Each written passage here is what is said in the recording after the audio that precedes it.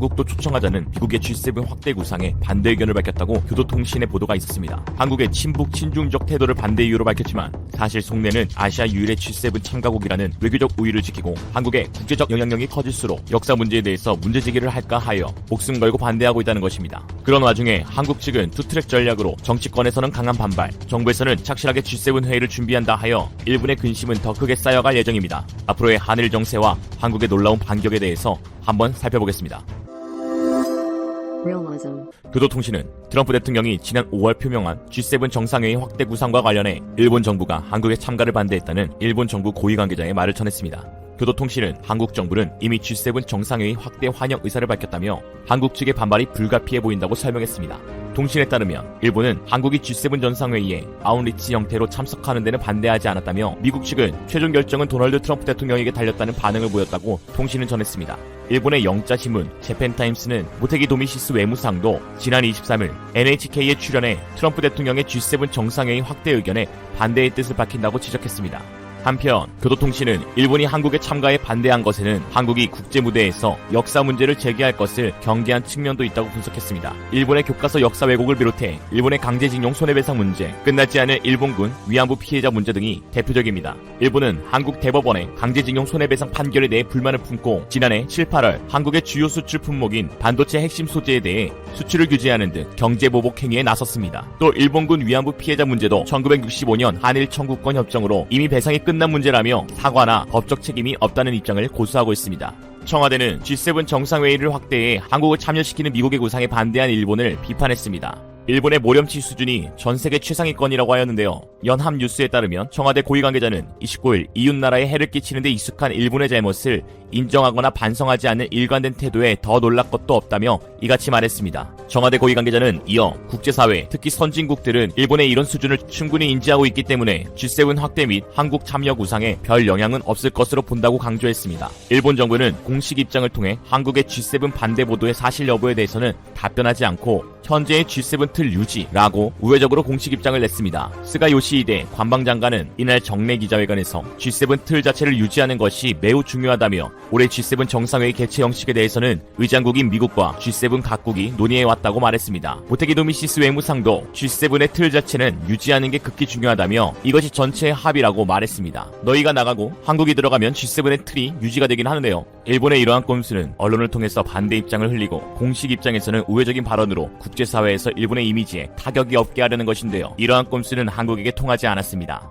정부는 이에 대해 미국이 구상하는 G7 정상회의 초청 이행 준비를 착실히 진행한다는 방침입니다. 강경화 외교부 장관은 전날 국회 외교통일위원회 전체 회의에서 공개적으로 일본의 반대 의사가 나온 것은 없다며 G7 정상회의 초청 이행 준비를 적극적으로 하고 있다고 밝혀 일본의 꼼수가 전혀 통하지 않았음을 보여줬습니다. 사실 이번 일본의 한국의 G7 반대 입장을 표명한 것은 일본이 들 수 있던 수 가운데 최악의 수였다고 외교 전문가들은 말하고 있습니다. 한국 입장에서는 어떤 결과가 나오든 한국에게 유리하고 일본에게는 불리하다고 할 수 있기 때문입니다. 만약 일본 측의 반발이 심해 미국이 한국을 제외한 현행 그대로 G7을 유지하면 미국이 일본의 지시대로 했다는 안 좋은 모양새로 G7이 미국 중심의 서방국가 모임이라는 의의가 훼손됩니다.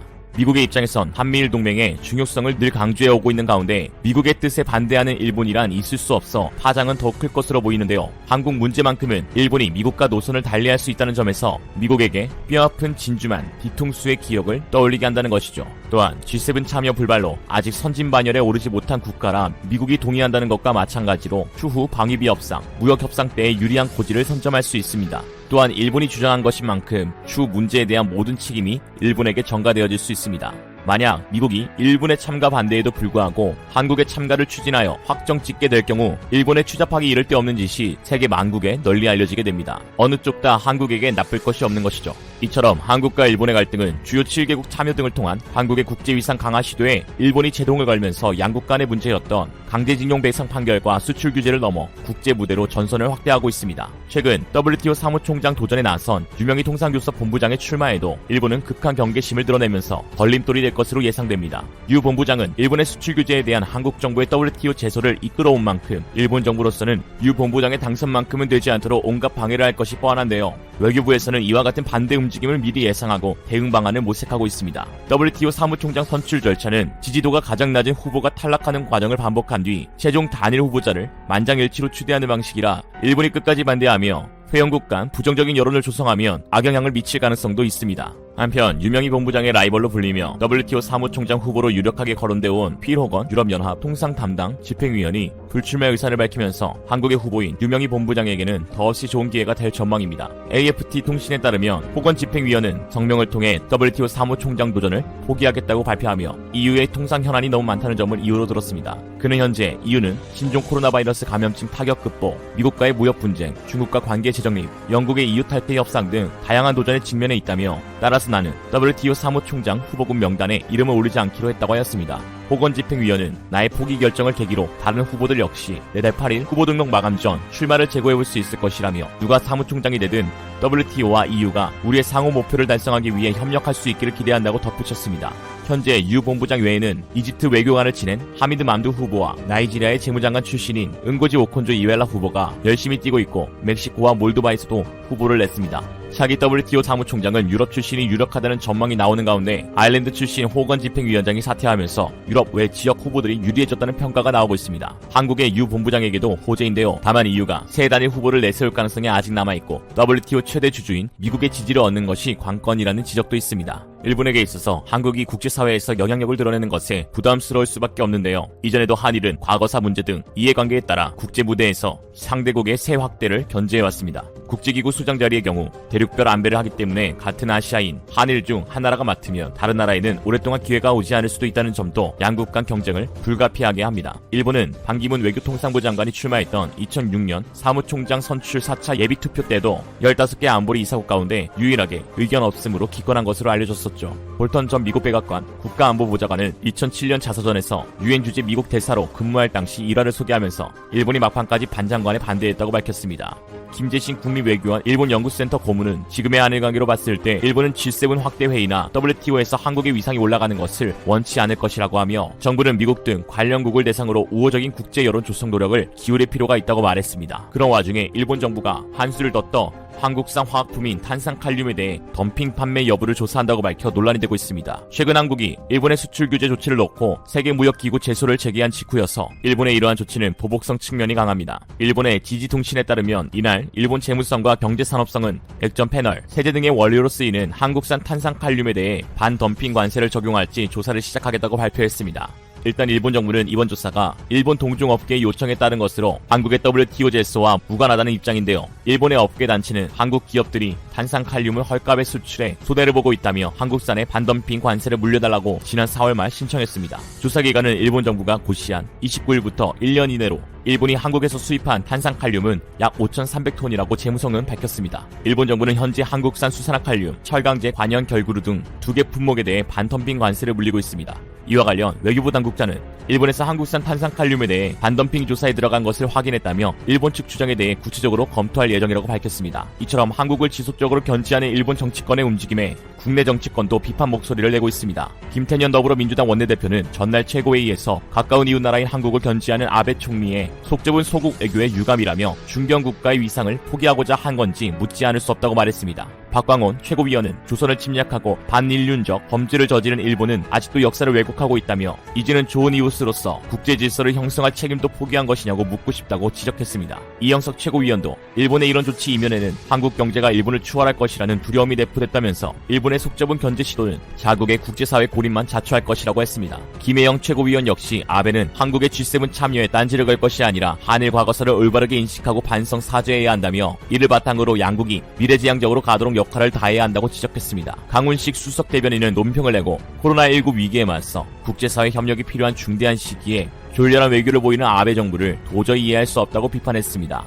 한편 없어서 못 팔던 일본 맥주가 불매운동 1년 만에 폐기 처분되는 신세로 전락했다는 소식이 전해졌습니다. 30일 업계에 따르면 CU는 지난 18일부터 24일까지 유통기한이 임박한 일본 수입 맥주 12종에 대해 본사 반품 폐기 처리를 진행했습니다. 반품 대상인 아사히캔, 사토리캔, 에비스캔, 코젤라거캔, 오키나와캔 등 12종입니다. 일본 맥주의 수거 반품 폐기 비용은 본사인 BGF 리테일이 전액 부담했습니다. 이번 반품으로 CU 매장에 남은 일본 수입 맥주는 자취를 감추게 됐습니다. 이는 지난해 7월 일본 불매운동으로 사실상 한국 시장에서 퇴출당한 것인데요. 일본의 한 방송사에서 일본인 패널이 한국인은 일본 맥주 없으면 살 수 없다. 일본 맥주 수출을 막으면 한국인들은 난리가 날 것이라고 호언장담하였지만 불매운동 직후인 2019년 3분기 기준 일본 맥주의 매출은 전년 동기 대비 80.9% 급감했습니다. 이후 2019년 4분기와 2020년 1분기에는 매출 하락폭이 더 커져 각각 95.2%, 96.4%로 악화되었습니다. 올해 2분기 기준 일본 맥주 매출은 전년 동기보다 97.6% 쪼그라들었습니다. 사실상 끝이 난 것이죠. BGF 리테일 관계자는 일본 불매운동이 장기화되면서 기존 편의점 수입 맥주 전체를 좌지우지하던 일본 맥주의 매출이 급락한 이후 회복 기미가 보이지 않는다며 일본 맥주 반품 폐기 배경을 설명했습니다. 한국과 일본은 돌이킬 수 없는 강을 건넜습니다. 재계, 정계, 국민까지 서로 맞불을 놓고 있는 상황입니다. 뺨을 내주고도 헤헤 웃으며 꼬리를 흔들기에는 한국이 너무 강대국이 되어버렸습니다. 그동안 한일 관계를 갑과 을의 관계로 여겼던 일본은 한국의 이러한 반격에 당혹감을 감추지 못하고 있습니다. 일본이 끝내 지키고자 했던 아시아 유일의 선진국에 재를 뿌릴 수 있는 건 한국밖에 없기에 한국에 관한 모든 것은 열등감으로 표출될 것입니다. 한국이 일본에게 바라는 것은 철저한 자기 반성과 그에 상응하는 성의 있는 조치이지만 수십 년째 어느 것 하나 되는 것이 없어 더 이상 일본에게 무엇인가를 기대한다는 것은 무의미한 일일 것입니다. 그저 우리는 지금처럼 보여주고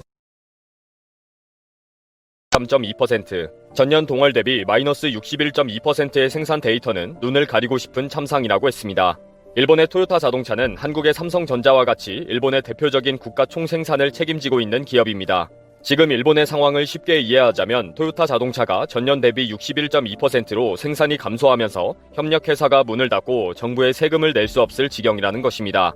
그런데 C19가 길어지면서 토요타 자동차의 어려움은 해답이 보이지 않을 정도라고 합니다. 정확한 통계로 끔찍한 일본 경제를 적나라하게 소개하고 있습니다. 일본의 자동차 산업은 2차 세계대전 당시 군용 트럭을 생산할 정도로 기술력이 성장했습니다. 그러다가 전쟁에 패배하면서 자동차 산업 구조는 완전히 붕괴될 지경에 이르렀습니다. 그런데 한국 전쟁이 터지면서 미국은 GM의 군용 트럭을 일본 토요타 공장에서 생산하도록 하면서 졸지의 세계적인 자동차 회사가 되었습니다. GM으로부터 자동차 생산 기술까지 공짜로 얻으면서 소화하기 어려울 정도로 대량의 주문까지 받아가면서 급성장한 거죠. 지금 토요타 자동차는 한때 세계 1위를 차지할 정도로 성장했습니다. 특히 일본 국민들은 아직도 소니와 파나소닉의 핸드폰과 가전제품이 최고다 라는 이상한 자부심으로 토요타 자동차를 최고로 치고 독점 기업처럼 구매하고 있습니다. 이렇게 토요타 자동차는 한국의 몇 배나 큰 내수 시장을 기반으로 자동차 산업을 성장시켰습니다. 이렇게 토요타 자동차를 중심으로 한 일본의 자동차 산업은 일본 경제의 버팀목입니다. 일본 경제에 있어서 토요타 자동차의 폭망은 생각할 수도 없는 최악의 장면인 거죠. 그런데 C19로 토요타 자동차가 전년 동월 대비 마이너스 61.2%로 생산하는 상황이 되어버렸으니 협력회사 등의 파급 영향은 도미노가 무너지는 것처럼 엄청난 영향을 가져왔습니다. 협력회사 등 연계산업 저변이 넓다 보니 설비투자 관련 생산용 기계공업이 전년 동월 대비 마이너스 21.6%, 자동차 조명기구 등 전기전자 통신산업이 마이너스 23.3%, 타이어 등 기타 산업이 마이너스 23.3%의 완패 실적을 기록하게 되었습니다. 로이터 통신이 분석한 바에 의하면 토요타 자동차가 살기 위해서는 수출이 회복되거나 내수 시장이 살아나는 것뿐이라고 합니다. 그러나 세계 최대의 시장인 미국이 C19 사태가 계속 길어지고 최종 전파자가 증가하면서 미국 경제의 회복은 암담하다는 것입니다. 그리고 오랜 기간 동안 토요타 자동차가 제일 먼저 미국 시장을 석권하게 되는 희망은 불투명하고 절망적이라고 봅니다. 다음은 내수 시장인데 일본의 경제 구조상 내수 시장은 더 암담한 상황이라고 합니다. 일본의 내수 시장은 비제조업 분야인 서비스 산업이 국내 총생산의 50%가 넘는 구조이기 때문에 C19 사태로 여행 산업 등이 위축되면서 회복이 언제 될지 알 수 없다는 것입니다. 서비스 산업은 새로운 업태나 비즈니스 모델의 전환이 요구되는 상황인데 아무리 짧게 잡아도 몇 년간은 혼란을 겪게 되면서 일본 소비자의 구매력은 현저히 떨어지게 되어 있다는 것입니다. 결국 소비를 줄이는 방어적 심리가 강해지면서 한 대당 수백만 원씩 하는 자동차 등의 판매 부진은 오랜 기간 이어질 것이라고 보고 있습니다. 이 칼럼에서는 결론적으로는 자동차 산업 전반에 걸친 구조조정이 필요한 시기이다. 그러나 단기적인 구조 개혁만으로도 버틸 수가 없다. 제3차 추경 예산 편성에 자동차 산업에 대한 국비 지원이 절대적으로 필요하다 라고 얘기하고 있습니다. 토요타 자동차가 쉽게 망할 것이라고 보지 않지만 일본 정부와 산업계의 판단으로 폭망의 길을 앞당긴 사례는 얼마든지 있습니다. 자동차 산업 살리기 위해 앞으로 일본 정부와 산업계가 어떤 결정을 내리더라도 분명히 악수가 될 것입니다. 일본 정부는 역사적으로 항상 그 길을 골라서 선택했으니까요. 일본이 세계 시장에서 폭망하게 된 산업을 찾아보면 전자산업과 조선산업 등 아주 차근차근 말아먹은 것을 얼마든지 찾아볼 수 있습니다. 일본은 2012년 엘피다가 파산을 신청하고 2013년 미국 마이크론에 매각되면서 반도체 산업이 완전히 폭망해버렸습니다. 그리고 LCD 산업을 살려보려고 재팬 디스플레이를 만들었다가 밑빠진 독에 물붓기가 되어서 엄청난 적자로 공장까지 매각하게 되었습니다.